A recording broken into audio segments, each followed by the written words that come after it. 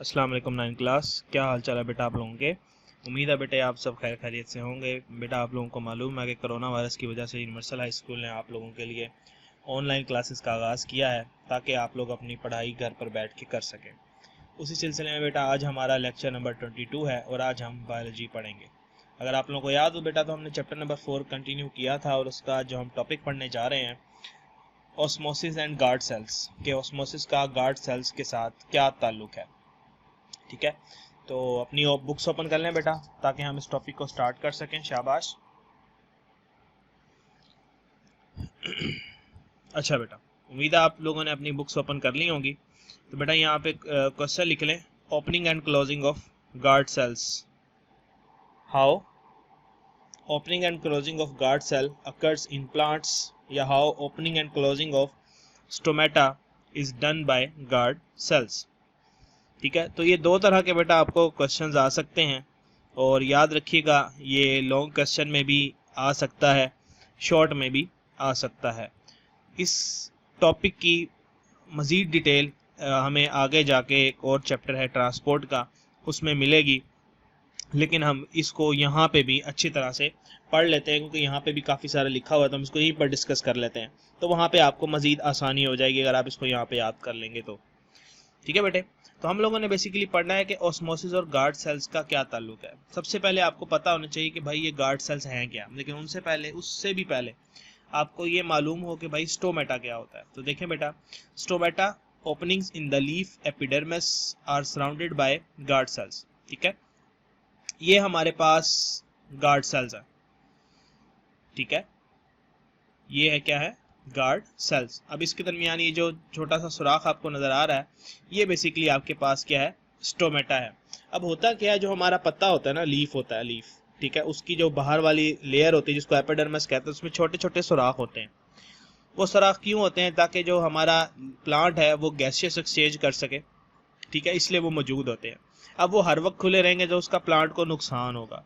उसमें से पानी भी प्लांट्स इनकी जब ही वो गैस एक्सचेंज करेंगे तो एवापोरेशन के जरिए उनका वाटर लॉस होगा, जिसको ट्रांसपायरेशन भी कहते हैं।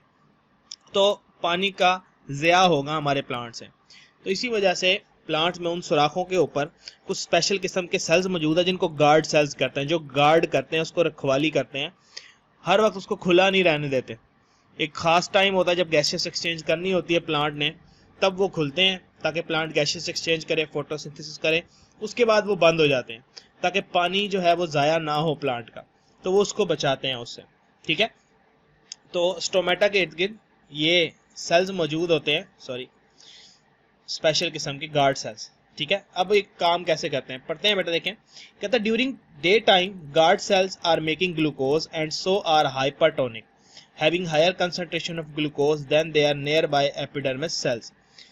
Water enters them from other cells and they swell. In the form they assume a rigid, bowed shape and a pore is created between them. During daytime क्या होता है बेटा? During daytime वो कहता है ये जो हमारे गार्ड सेल्स है ना, ये जो हमारे गार्ड सेल्स हैं, देखिए इसके अंदर आपको ये ग्रीन ग्रीन क्लोरोप्लास्ट नजर आ रहे हैं। क्लोरोप्लास्ट हैं तो मतलब क्लोरोफिल मौजूद है। अब क्लोरोफिल यहाँ पे मौजूद है तो फोटोसिंथेसिस होगी। जब फोटोसिंथेसिस होगी तो ग्लूकोज बनेगा। अब ग्लूकोज एक सोल्यूट है जिससे इसकी यहाँ पे ग्लूकोज की कंसंट्रेशन क्या होती है, ज्यादा होती चली जाती है।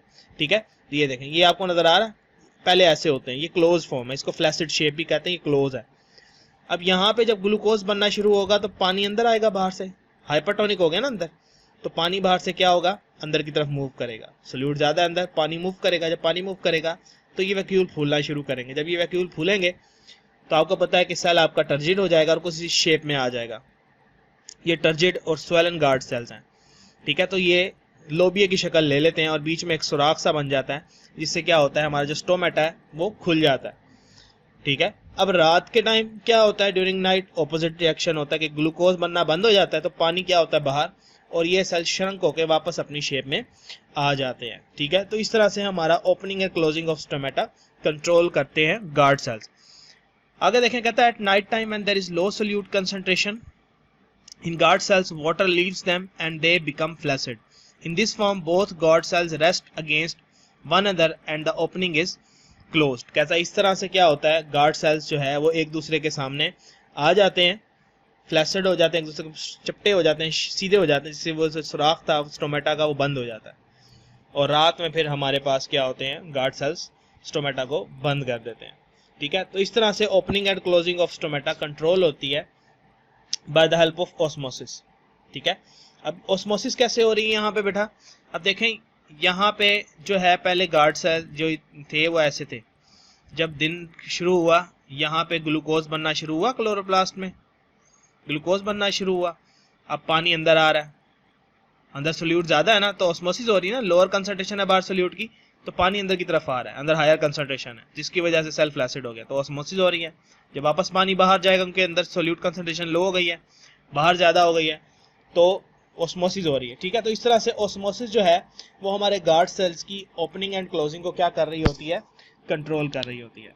ठीक है बेटे, तो इस टॉपिक को आपने बहुत अच्छे से याद कर लेना है, opening and closing of guard cells by, ठीक है, या opening and closing of stomata. ठीक है, तो ये टॉपिक आपने पूरा याद करना है। ठीक है बेटा, अच्छा जी, अब हम नेक्स्ट टॉपिक की तरफ चलते हैं बेटा। तो देखें लिखा हुआ है application of knowledge about semi permeable membrane. आपको पता है कि हम लोगों ने पढ़ा था कि सेल मेम्ब्रेन जो है सेमी परमिएबल मेम्ब्रेन है। तो सेमी परमिएबल मेम्ब्रेन क्या करती है, कुछ चीज़ों को पास होने देती है और कुछ चीज़ों को पास नहीं होने देती। इस वजह से हम सेमी परमिएबल मेम्ब्रेन को आर्टिफिशियली बनाते हैं और उसको मुख्तलिफ चीज़ों के अंदर as for the process purpose of filtration हम उसको क्या करते हैं, इस्तेमाल करते हैं। देखें लिखा हुआ the knowledge about semi permeable membranes is applied for various purposes, मुख्तलिफ पर्पसेस का हम इसको इस्तेमाल करते हैं। We know that semi-permeable membrane is capable of separating substance. Artificially synthesized semi-permeable membranes are used for the separation of bacteria from viruses because bacteria cannot cross semi-permeable membrane. कहता है कि हम इस semi-permeable membrane की जो ability है कि वो कुछ सब्सटेंस को पास नहीं होने देती, उस चीज़ का हम इस्तेमाल करते हैं, उसको हम आर्टिफिशियली बनाते हैं। और हम इस तरह से बनाते हैं कि उसका काफ़ी छोटा साइज रखते हैं, जो उसके अंदर सुराख होता है उनको बहुत छोटा रखते हैं, इतना छोटा रखते हैं कि बैक्टीरिया उसमें से पास नहीं हो सकता। तो हमारे पास एक मिक्सचर है, उसमें बैक्टीरिया और वायरस मौजूद हैं, तो वायरस तो छोटा होता है, वो इजीली फिल्टर पेपर से पास हो जाता है, जो हमारा सेमी परमेबल मेम्ब्रेन का जो फिल्टर पेपर होता है। तो इसलिए हम उस सोल्यूशन को उसमें से पास करते हैं, तो वायरस जो है हमारा ऊपर आ जाता है और बैक्टीरिया गुजर जाते हैं। इस तरह से वायरस और बैक्टीरिया का मिक्सचर हम क्या कर लेते हैं, अलग कर लेते हैं। अब आगे चले तो देखिए लिखा हुआ कहता है in advance water treatment technologies membrane based filtration systems are used. In this process semi-permeable membrane separates salts from water, reverse osmosis. ठीक है, देखिए ये बहुत अच्छी बात उन्होंने बताई कि जो हमारे पास वाटर ट्रीटमेंट प्लांट्स हैं, जो वाटर फिल्टर जिसमें हम करते हैं, हमारे पास कुछ ऐसी जगह हैं जैसे जो समुद्री इलाके होते हैं जहाँ पे पानी खारा होता है, वहाँ पे नमक ज़्यादा होता है उसमें, तो हम क्या करते हैं वहाँ पे फिल्टर पे हम सेमी परमिएबल मेम्ब्रेन का इस्तेमाल करते हैं, जिसकी वजह से जो हमारी सेमी परमिएबल मेम्ब्रेन है वो पानी से सॉल्ट को क्या कर लेती है, अलग कर लेती है। ठीक है, इस प्रोसेस को हम रिवर्स ऑस्मोसिस भी कहते हैं। ऑस्मोसिस में अगर आपको याद हो तो हमने पढ़ा था कि जो हमारा पानी है वो सॉल्ट की तरफ मूव कर रहा था, लेकिन रिवर्स ऑस्मोसिस में हम क्या कर रहे हैं, सॉल्ट को पानी से क्या कर रहे हैं, अलग कर रहे हैं, पानी सॉल्ट से दूर जा रहा है, तो रिवर्स ऑस्मोसिस हो रही है। ठीक है, तो ये आपके पास रिवर्स ऑस्मोसिस की डेफिनेशन हो सकती है। ठीक है, या एमसीक्यू में आ सकता है। ये क्लियर है बेटा? अच्छा जी, नेक्स्ट पढ़ते हैं। देखें बेटा हमारे पास है फिल्ट्रेशन। कहता है filtration is a process by small molecules forced to move across semi-permeable membrane with the aid of hydrostatic water pressure और blood pressure। कहता है हम एक वाटर प्रेशर या ब्लड प्रेशर की से हम क्या करते हैं, प्रेशर से जोर से हम उसको पास करते हैं। जो हमारे पास मिक्सचर होगा किसी भी सोल्यूशन का, उस मिक्सचर को हम डालेंगे किसी भी उस पे फिल्टर पेपर पे, जो कि हमने सेमी परमिएबल मेम्ब्रेन वाला फिल्टर पेपर लगाया हुआ है। तो सेमी परमिएबल मेम्ब्रेन कह लें हम, फिल्टर पेपर नहीं कहना चाहिए, वो तो कागज़ का बना हो, तो सेमी परमिएबल मेम्ब्रेन। तो सेमी परमिएबल मेम्ब्रेन से जब हम फोर्स से कोई लिक्विड उस पर डालते हैं तो वो क्या करता है, तो छोटे मॉलिक्यूल्स को गुजरने देता है, बड़े मॉलिक्यूल्स को वो रोक लेता है।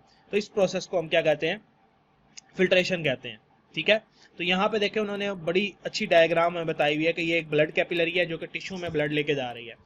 अब आपको पता है कि जो हमारी ब्लड कैपिलरी है जो टिश्यू में ब्लड लेके जा रही है, अब इसके अंदर क्या होता है, एक प्रेशर से ब्लड घूम रहा होता है। अब इसके अंदर ये जो येलो येलो आपको दिखाई समझ लें कि ब्लड सेल्स हैं, जो ब्लड सेल्स हैं वो बड़े होते हैं, और ये छोटे छोटे मॉलिक्यूल्स हैं, ये वो न्यूट्रिएंट्स हैं या ऑक्सीजन के मॉलिक्यूल्स हैं जो हमारे टिश्यू को चाहिए। जब ये प्रेशर से यहाँ से ब्लड गुजरता है तो ये जो साइड पे कैपिलरी की जो मेम्ब्रेन है, ठीक है, जो सेल मेम्ब्रेन लगी हुई है साइड पे, तो ये सेल मेम्ब्रेन क्या करती है, छोटे मॉलिक्यूल्स को अलाउ करती है कि वो बाहर चले जाए, लेकिन बड़े मॉलिक्यूल्स को वो बाहर नहीं जाने देती, तो इसको हम कह सकते हैं ये हमारे पास क्या है, फिल्ट्रेशन है। तो ये फिल्ट्रेशन की आपके पास क्या है, एक छोटी सी डेफिनेशन हो गई।